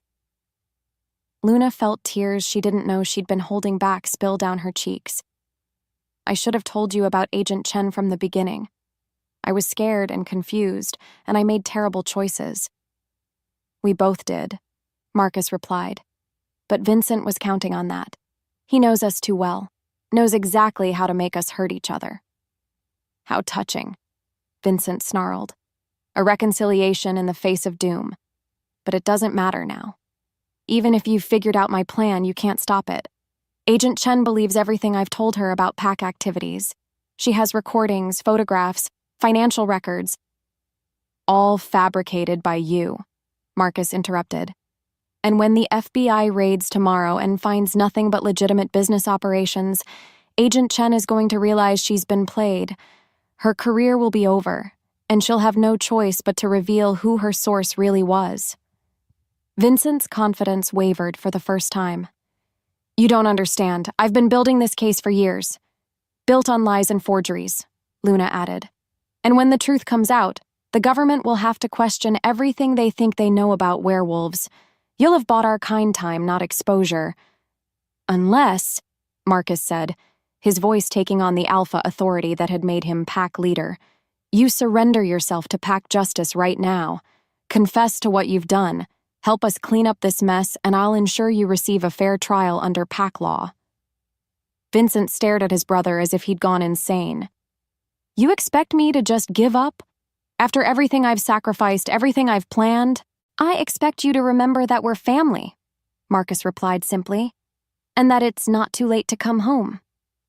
For a moment, Vincent's mask slipped entirely, and Luna saw the broken young man underneath. The golden child who had lost everything because of one reckless decision, who had spent 5 years nurturing his wounds until they festered into madness. But then his face hardened again, and she knew the moment of vulnerability had passed. Family? Vincent spat. You destroyed my family when you took everything that should have been mine, and now I'm going to return the favor. He threw back his head and howled, a signal to his rogues, who immediately began their attack. The mill erupted into chaos as 8 massive wolves converged on Marcus and Luna from all sides. Marcus shifted instantly, his black wolf form intercepting the first attacker, but they were outnumbered and surrounded. Luna grabbed a rusted pipe from the floor and swung it at the nearest rogue, catching it across the snout with enough force to make it yelp and retreat. But she was still human, still vulnerable, and there were too many enemies. Vincent shifted as well, his scarred wolf form larger than any of his followers. He didn't attack directly. Instead, he circled the fight like a general commanding his troops, calling out orders in the strange mixture of growls and whines that served as wolf communication. Marcus was magnificent in battle, all lethal grace and controlled fury, but even an alpha had limits. Luna watched in horror as claws raked across his flank, as teeth found purchase in his shoulder. He was bleeding from multiple wounds, his movements beginning to slow. And Jake was still tied to that chair, still watching his sister's world tear apart around him. Luna made her choice. She ran toward her brother, dodging between fighting wolves, the pipe still clutched in her hands. One of the rogues tried to intercept her, but she drove the makeshift weapon into its ribs with desperate strength. "Jake!" she called, sawing at the ropes with a broken piece of metal. "When I cut you loose, run for the door. Don't look back, don't wait for me, just run." "Luna, I can't leave you." "You can and you will." The ropes parted, and Jake stumbled to his feet. "Go, now!" But as her brother ran for the exit, Vincent broke away from the main battle and intercepted him with inhuman speed. The massive gray wolf knocked Jake to the ground and stood over him, fangs bared, golden eyes fixed on Luna. The message was clear: surrender, or watch her brother die. Chapter 8: The Breaking Point. Luna froze as Vincent's jaws hovered inches from Jake's throat. Her brother lay motionless beneath the massive wolf, his eyes wide with terror but alive. For now. Around them, the battle between Marcus and the remaining rogues continued, but she could see her husband was weakening, overwhelmed by sheer numbers. "Vincent, stop!" she called out. "This isn't what you want. Killing innocent people won't bring back what you've lost." Vincent's wolf form shimmered, and he partially shifted, his voice coming out as a growl that was barely human. "Innocent? Your brother has seen too much, knows too much, just like Rebecca did all those years ago." The comparison sent ice through Luna's veins. Rebecca Chen, the human girl Vincent had exposed himself to, whose life had been destroyed to protect pack secrets. Vincent saw Jake as the same kind of threat, the same kind of liability that needed to be eliminated. "Please," Luna whispered, taking a careful step toward them. "Jake won't tell anyone. He's just a kid. He's scared and confused. He doesn't understand any of this." "Understanding isn't required," Vincent replied. "Only silence, permanent silence." Behind her, Luna heard Marcus let out a pained howl as another set of claws found their mark. She risked a glance back and saw him stumbling, blood matting his black fur, 3 rogues closing in for the kill. They were both going to die. She and Marcus and Jake, all because she'd been stupid enough to trust the wrong person, because she'd let fear override her judgment. But as despair threatened to overwhelm her, Luna felt something stirring in her chest. Not the mate bond she shared with Marcus, but something else. Something that had been growing quietly since the night she'd first seen him transform, since she'd first accepted that the impossible was real. Warmth spread through her body, starting in her chest and radiating outward. Her vision sharpened. Her hearing became acute enough to distinguish individual heartbeats in the chaos around her. And beneath it all, she felt a power she'd never experienced before. Wild, untamed, dangerous. "That's impossible," Vincent breathed, staring at her with shock. "You're human. You can't—" Luna looked down at her hands and saw claws extending from her fingertips. She felt her teeth lengthening, her muscles expanding with newfound strength. The transformation wasn't complete. She remained fundamentally human, but something wolf-like was awakening inside her. The mate bond, she realized aloud. It's not just emotional. It's changing me. Vincent's eyes blazed with fury. "No, I won't let you become one of us. I won't let Marcus have another mate who might be turned against me." He lunged at Jake, jaws opening to deliver a killing bite. Luna moved with speed that shouldn't have been possible for a human, intercepting Vincent's attack and driving her newly clawed hands into his side. The impact sent them both rolling across the mill floor, away from Jake, who scrambled toward the wall and cowered there.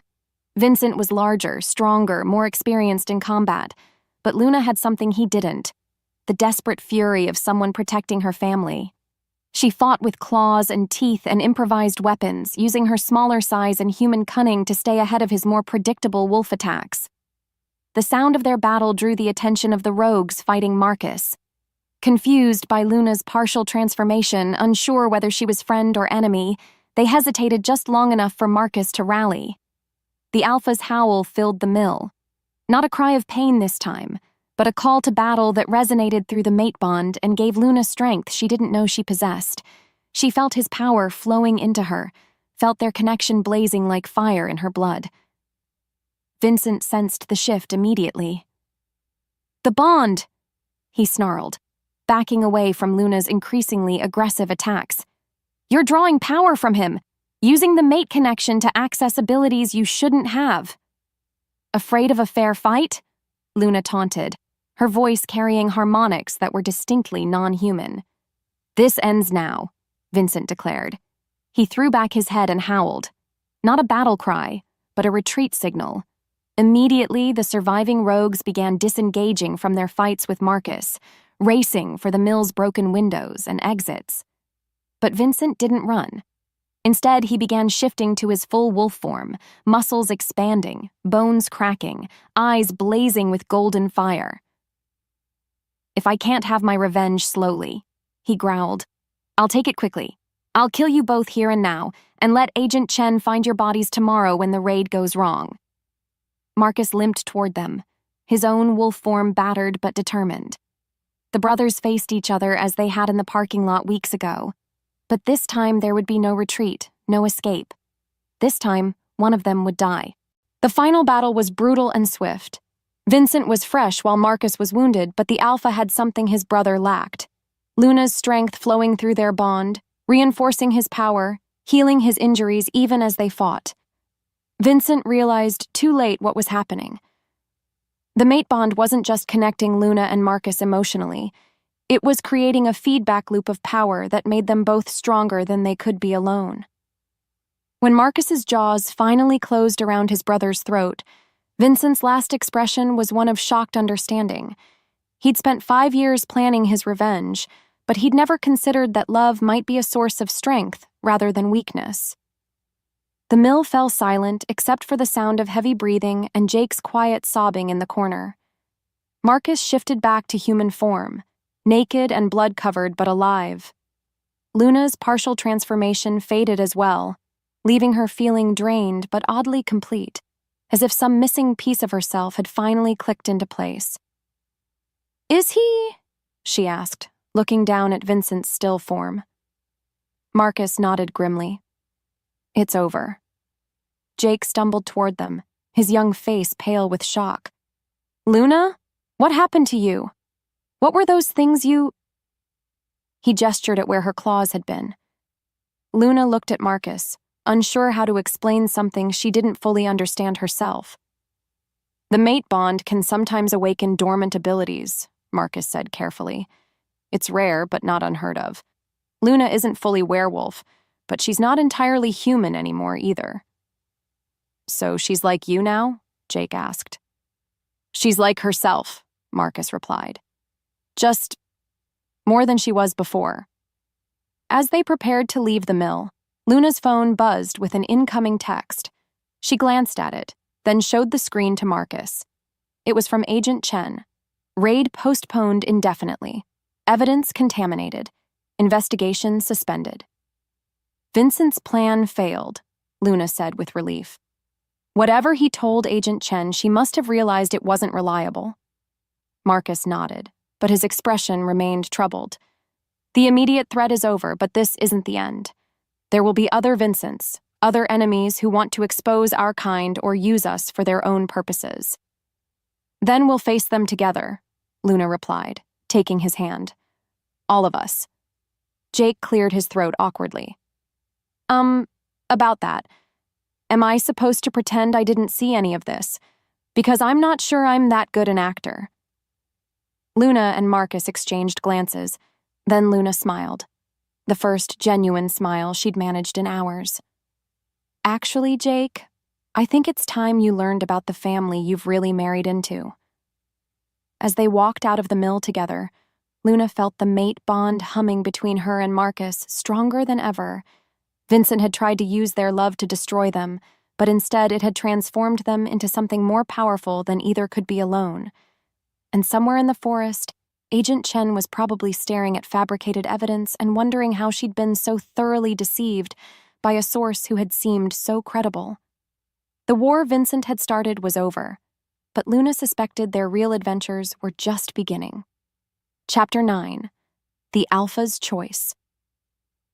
Dawn was breaking over the Shadow Moon estate as they returned from the mill, painting the sky in shades of rose and gold that seemed impossibly beautiful after the darkness they'd survived. Luna sat in the passenger seat of Marcus's truck, Jake curled up in the back seat, finally asleep after the trauma of the night. The mate bond hummed quietly between her and Marcus, no longer the overwhelming surge of power it had been during the fight, but a steady warmth that felt like coming home. She could sense his emotions, relief, exhaustion, lingering grief for the brother he'd finally been forced to kill.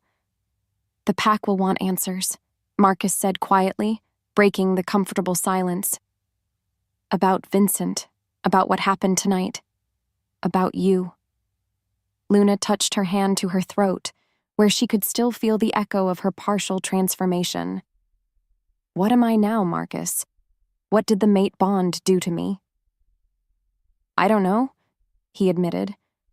"I've heard stories of humans who were changed by deep emotional connections to werewolves, but I've never seen it happen before. We'll need to consult with the elders, maybe reach out to other packs who might have experience with this. Will they accept me? A human who's been touched by wolf magic but isn't fully transformed?" Marcus pulled into the estate's circular driveway and turned to face her. "They'll accept you because you're my mate. Because you saved not just my life tonight, but the entire pack's way of life. Vincent's plan would have destroyed everything we've built here." As they walked up the front steps, Luna could see figures moving behind the great room windows. The pack had gathered, waiting for their alpha's return, waiting to learn the fate of the threat that had hung over them for 5 years. Ethan met them at the door, his face grim but relieved. "Vincent?" "Dead," Marcus replied simply. "The rogues scattered. The immediate threat is over." "And the federal investigation?" "Suspended. Vincent's evidence was fabricated, and Agent Chen has apparently realized she was being used." Marcus paused, then added, "We'll need to be more careful about government attention in the future, but for now, we're safe." The pack members who had gathered, Sarah, Robert, the security team, several families with children, all turned as Marcus entered the great room. Luna felt their eyes on her, sensed their curiosity about what had happened to her during the fight. "Vincent is dead," Marcus announced without preamble. "He died attempting to murder my mate and her brother after spending months orchestrating an elaborate plan to destroy our pack through federal intervention." A murmur rippled through the gathered wolves.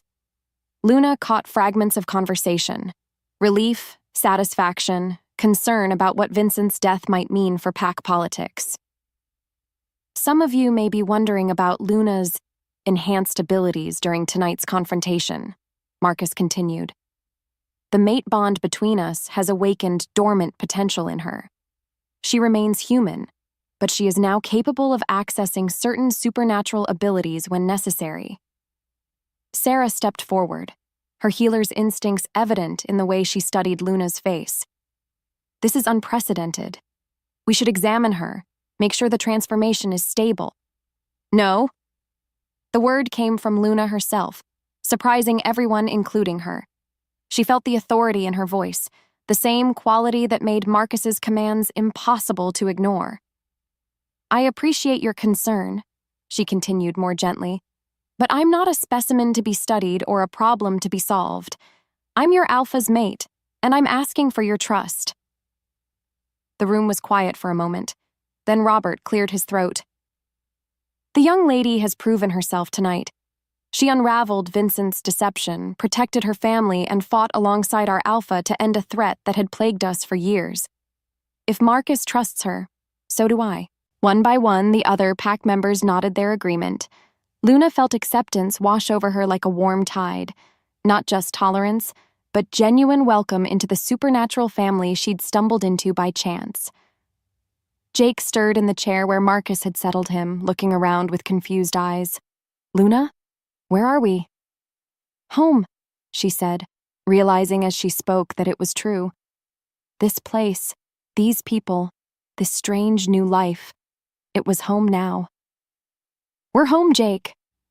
As the pack members began to disperse, returning to their own homes to rest after the night's events, Marcus drew Luna aside.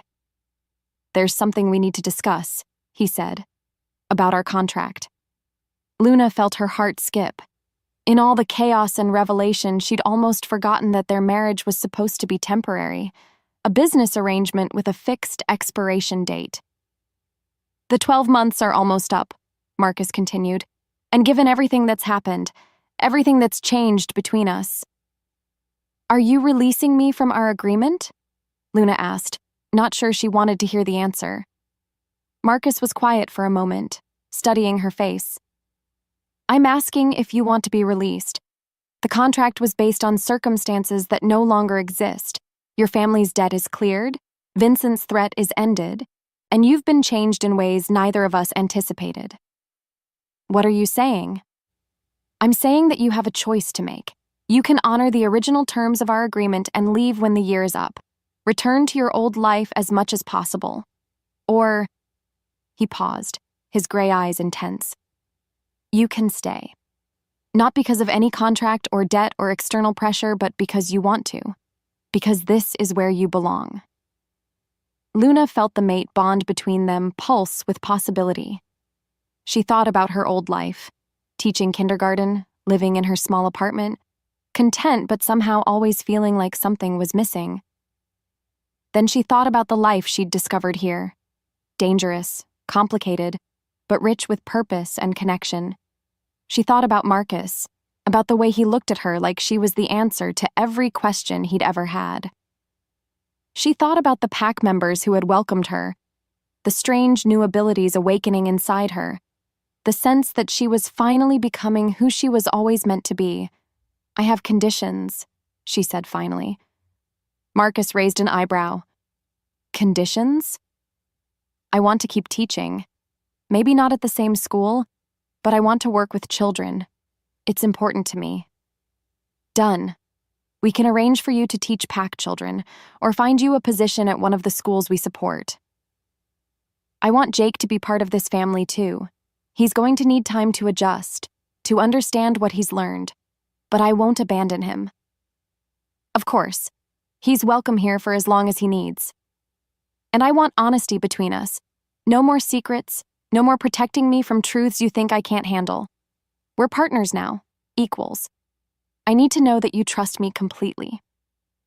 Marcus stepped closer, his hands cupping her face with infinite gentleness. "I trust you with my life, my pack, my heart. I trust you more than I've ever trusted anyone." "Then yes," Luna whispered. "I'll stay. Not because of any contract, but because I love you. Because this is where I belong." When Marcus kissed her, the mate bond flared between them like sunlight, and Luna knew that whatever challenges lay ahead, they would face them together. In the distance, Jake was asking Sarah about werewolf physiology with the earnest curiosity of a college student, and Luna smiled against Marcus's lips. Her little brother was going to fit in just fine. Chapter 10. Forever Bound. 1 month later, Luna stood in the same great room where she'd first been married to Marcus, but everything had changed. Where their first wedding had been a cold business transaction, this ceremony was a celebration of love freely chosen and bonds willingly forged. The room was filled with pack members, their faces warm with genuine affection for the couple at the altar. Jake sat in the front row, looking handsome in his borrowed suit, still occasionally shaking his head in amazement at the turns his life had taken. Luna's parents flanked him, her mother dabbing at her eyes with a tissue, her father beaming with pride. They knew the truth now. All of it. The supernatural world, the dangers Luna had faced, the extraordinary circumstances that had brought her and Marcus together. It had taken several long conversations and a carefully controlled demonstration of Marcus's abilities, but they had accepted their daughter's new reality with the resilience of people who loved her unconditionally. "You look beautiful," Sarah whispered, adjusting the train of Luna's dress. This time, Luna wore white silk that had belonged to Marcus's grandmother, altered to fit her perfectly. The pack's seamstresses had worked for weeks to make it perfect, adding delicate embroidery that told the story of her journey from human to something more. "Nervous?" Ethan asked Marcus, straightening his friend's tie with a grin. "Terrified." Marcus admitted, but in the best possible way. The ceremony itself was a blend of human and werewolf traditions. They exchanged rings again, new ones this time, engraved with symbols that represented their bond. They spoke vows they had written themselves, words that came from the heart rather than legal requirement. "I promise to trust you," Luna said, her voice clear and strong. "To stand beside you, not behind you. To be your partner in all things, your equal in this life we're building together." "I promise to see you as you truly are," Marcus replied. "Not as someone to be protected, but as someone worthy of protection. Not as my weakness, but as my strength. My mate, my love, my other half." When the officiant pronounced them married, the kiss they shared sparked with mate bond energy that several of the more sensitive pack members could actually see. Luna felt complete in a way she'd never experienced before, as if she'd spent her entire life waiting for this moment, this person, this destiny she hadn't known she was walking toward. The reception spilled out onto the estate's grounds, where tables had been set up under string lights that twinkled like stars. There was music and dancing, stories shared about Vincent's defeat and the pack's bright future, toasts that grew increasingly sentimental as the evening wore on. Luna danced with her father, with Jake, with Marcus, and finally with Ethan, who had become something like the brother she'd never had. "You know," he said as they swayed to a slow song, "I never thought I'd see Marcus happy again. After Evangeline died, we all wondered if he'd ever let himself love someone else." "What changed?" Luna asked. Ethan smiled, spinning her gently. "You did. You showed him that love doesn't have to be a weakness, that the right person can make you stronger, not more vulnerable." Vincent was wrong about a lot of things, Luna reflected, but especially about love being a liability. It's what saved us in the end. "Speaking of Vincent," Ethan said, his expression growing serious, "there's something you should know. We've been hearing rumors from other packs, reports of rogues who scattered after his death starting to cause problems elsewhere." Luna felt a chill despite the warm evening air. "You think his followers are regrouping?" "Maybe. Or maybe they're just lost without their alpha's leadership. Either way, we're keeping an eye on the situation." "Does Marcus know?" "He knows. But tonight is about celebrating, not worrying about future threats. There will always be challenges, Luna. The supernatural world is complicated and sometimes dangerous. But now we face those challenges together, as a united pack." As if summoned by their conversation, Marcus appeared beside them, cutting in on the dance with a possessive smile that made Luna's heart race. "Stealing my wife already?" he asked Ethan. "Just keeping her entertained while you made the rounds," Ethan replied with a grin. "She's all yours, Alpha." As Ethan melted back into the crowd, Marcus pulled Luna closer, their bodies moving in perfect synchronization to the music. "Happy?" he asked softly. "Incredibly," Luna replied. "Although I have to ask, are you sure you're ready for a mate who might sprout claws at inconvenient moments?" Marcus laughed, the sound rich and warm. "I'm counting on it. Life with you is never going to be boring." They danced until the last guests departed, until Jake fell asleep in one of the guest rooms, until the string lights were the only illumination left in the garden. Finally, they retreated to their bedroom. Truly theirs now. Not just a practical arrangement, but a sanctuary they shared. "No regrets?" Marcus asked as they prepared for bed, his voice carrying just a hint of uncertainty. Luna looked at herself in the mirror, seeing a woman who had been transformed in ways both subtle and profound. Her eyes held depths they hadn't possessed a year ago. Her posture carried confidence she'd had to fight for. Her face bore the serene expression of someone who had found her place in the world. "Only one," she said, turning to face her husband. Marcus's face fell. "What?" "That it took a debt and a desperate situation to bring us together," Luna said, moving into his arms. "I wish I could have found you sooner. Saved us both some heartache." "Ah," Marcus said, relief evident in his smile. But then, we might not have appreciated what we found. Sometimes the best gifts come wrapped in the most unlikely packages. Is that what I am? A gift? You're everything, Luna. My gift, my strength, my future, my hope. He cupped her face in his hands, his thumbs brushing over her cheekbones. My mate, my love, my forever. When they made love that night, the mate bond blazed between them like a living thing, sealing their connection in ways that transcended the physical. Luna felt Marcus's soul touching hers, felt their futures intertwining like threads in an unbreakable tapestry. Later, as they lay entwined in the darkness, Luna felt a deep sense of peace settle over her. Whatever challenges lay ahead, rogue wolves, government attention, the complexities of bridging human and supernatural worlds, they would face them together. Marcus, she whispered into the darkness. Thank you. For what? For seeing me as I really am, for believing I was strong enough to handle your world, for loving me enough to let me choose. Marcus tightened his arms around her, and Luna felt his love surrounding her like armor against whatever storms might come.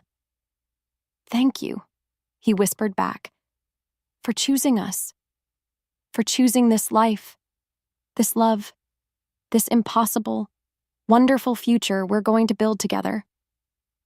Outside their window, the moon shone down on the Shadow Moon estate, illuminating a territory at peace for the first time in years. And in the master bedroom, the alpha and his mate slept deeply, their bond humming with contentment, dreaming of the children they would raise and the legacy they would build together. The contract that had brought them together was long forgotten, replaced by vows spoken from the heart and promises that would last a lifetime. Luna Blackthorn had found her home, her purpose, her destiny in the arms of a werewolf alpha who had learned that love was not a weakness to be feared, but a strength to be treasured.